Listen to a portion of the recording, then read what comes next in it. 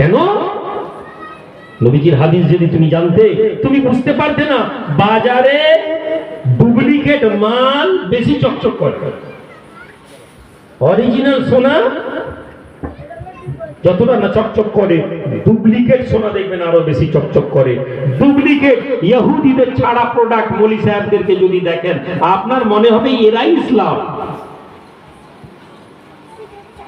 নবীজি বলছেন, আয়া কুমার, একটা জামানা আসবে, একদল লোক বেরোবে, একদল লোক বেরোবে যারা আমার রাসূলুল্লাহ লেবাসের মতন লেবাস পরে থাকবে।